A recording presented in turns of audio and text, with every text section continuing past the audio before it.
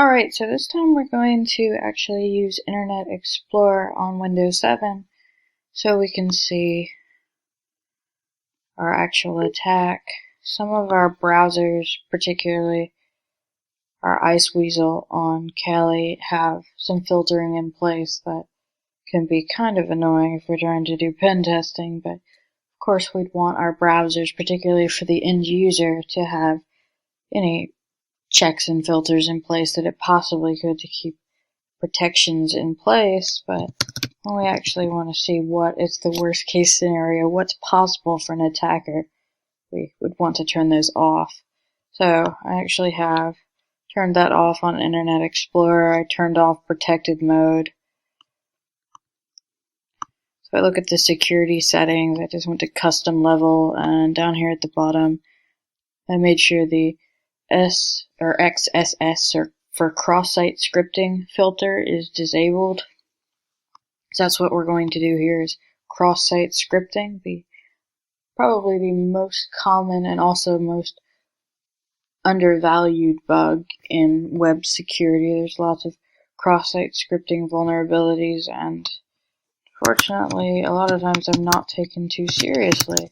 We can just go to localhost here, because it's actually hosted on this system.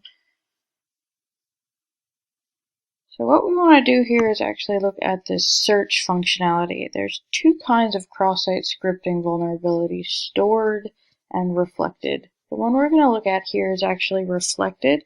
If you play with some other bad applications that have vulnerabilities, I mentioned some like a damn vulnerable web application, or OWASP's WebGoat, they would have some stored cross-site scripting as well.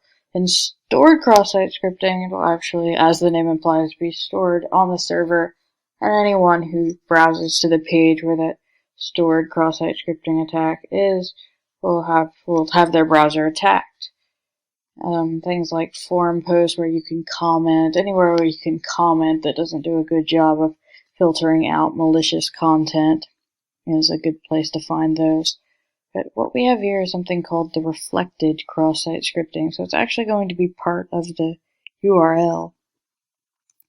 So what I want to do is, in this search function, I want to do script with tags, and then we say alert. And you can put whatever text you want in there. It's just the text it's going to say, and then in script, go ahead and copy this in case I got it wrong. Go. And then we get a pop-up that says whatever our text is. And you can see it's actually here in the URL as well. So basically what's happening here is the way this search is set up, it says no book found for Word or no book found for our script. So it basically repeats back to us what we said. So that allows us, again, since we haven't done proper filtering, to use JavaScript and actually execute it in the context of our user's browser.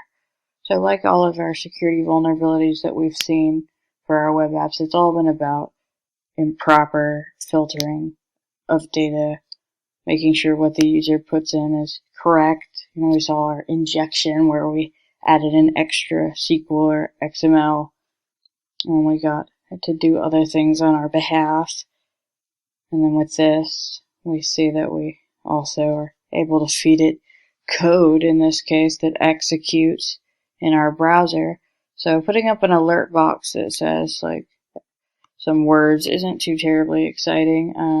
Typically what people do next is put in like document.cookie, but this one doesn't actually have any, so it comes up blank. If you can get people's cookies, you can send them off-site. You can even like set up like what looks like a login form in an iframe. It's all really interesting, the kind of things you can do. There's also, you can look at something called the Browser Exploitation Framework, or BEEF, and it like has a lot of functionality built in where if you hook it up to a cross-site scripting vulnerability, it'll give you lots of buttons you can click to do different things to browsers that have been hooked by it. So there's also another form of web application vulnerability that we're not going to see an example of here, called cross-site request forgery. So we think of cross-site scripting as we're attacking the browser. We're taking the browser believes what the web server sends us to be good. It just accepts it and renders it.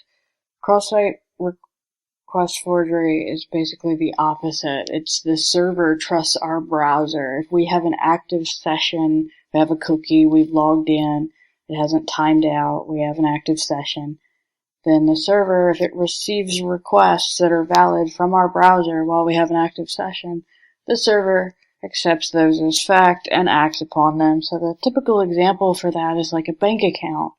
We're logged in at our bank account. We're also, as people do, we have a bunch of other tabs open in our browser. We're doing other things, and we end up at a malicious website that sends a request, like it loads up a picture that sends a request to our bank website and says, send $5 million, I wish I had that much money to give away, to George's account, and gives it George's account number.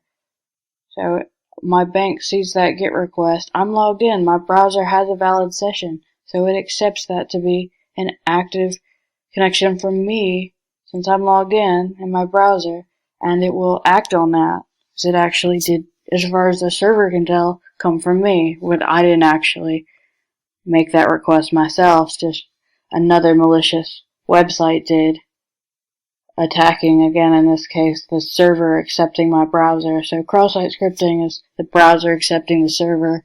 Cross-site request forgery is the server accepting my browser. So again, there's not an example of this in this particular site. It's a little bit more in-depth to set up something like that. But there are examples of dummy websites for testing that do have those, so you'll certainly run into them as you continue. But I just gave you a few examples here to get the basics down. Again, I'm sure that there is a web application testing class that goes much deeper into all of these. As pen testers, you may spend a lot of time with web applications. Some people, that's all they do is work with web applications. Some people just do, the basics of web testing. Run their web application scanners, pull up burp, and check for, our OWASP top 10, our main vulnerabilities. And some people may go so deep as to do code review on websites and go really deep in the website. So it really just depends, on the things you enjoy doing and the kind of work that you have coming in. There's so much different security work that you can kind of pick the areas that you like. So again, this is just kind of a basic overview of some of our web app testing. If you're interested in learning more about it, certainly pick up a class or book on the subject. There is certainly a lot of work in this area, as with many of the others that we've touched